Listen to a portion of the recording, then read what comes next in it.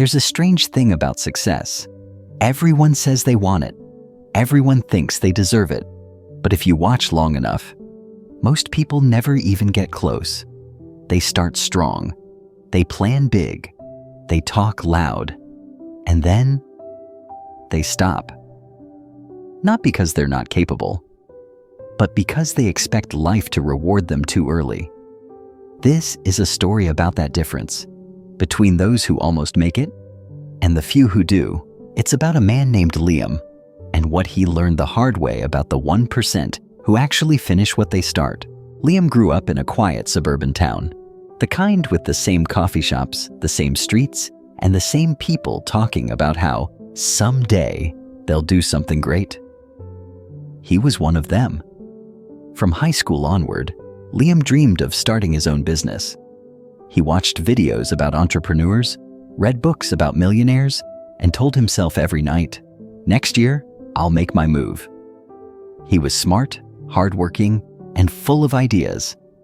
But he had one silent habit that kept him stuck. He confused motion with progress. He would spend hours making plans, designing logos, writing vision statements, but never actually starting. Because deep down, he didn't want to fail publicly. He wanted to prepare perfectly before trying. Then one night, over coffee, an older friend, a small business owner, said something that hit him hard. He said, "Liam, you don't have a business problem. You have a waiting problem. You're waiting for confidence before you act. But confidence doesn't come before action. It comes from it." That night, Liam couldn't sleep. The next morning, he decided, no more waiting. He quit his job, emptied his savings, and started a small online store selling handmade candles. It was messy. Orders came slow. Reviews came slower.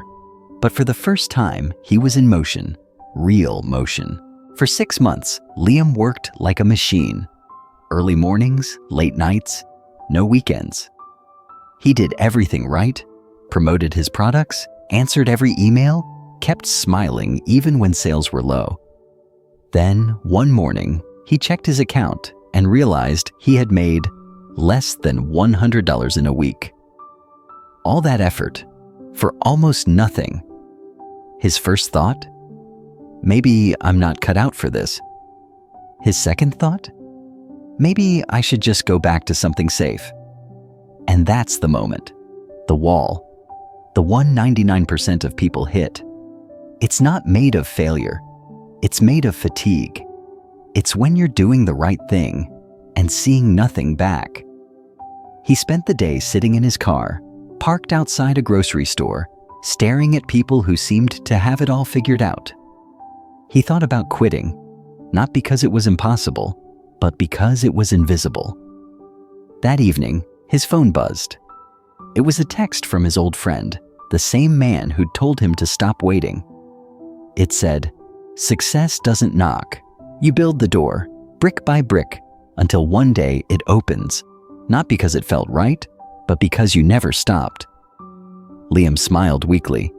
He didn't feel inspired, but he felt responsible.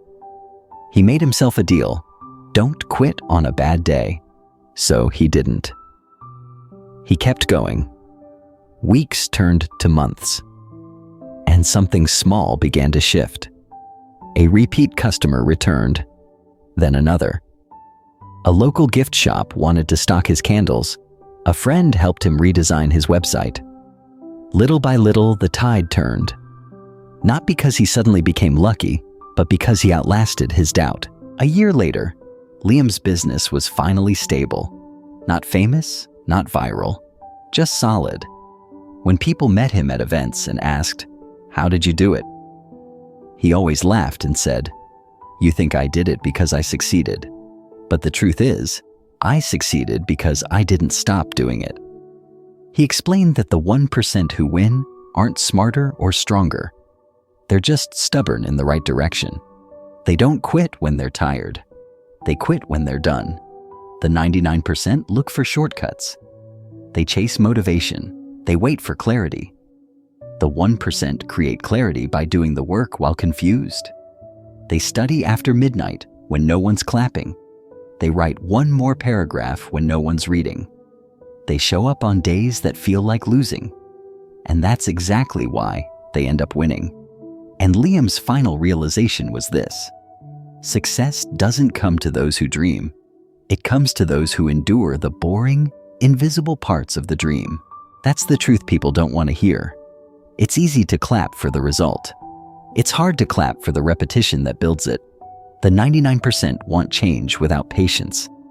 The 1% understand that patience is change. So if you're listening to this, wondering why your dream hasn't shown up yet, maybe it's not because you're doing something wrong. Maybe it's because you stopped one swing too early. Keep swinging. Keep building the door. Because success doesn't show up suddenly. It shows up slowly, after you've earned the right to meet it.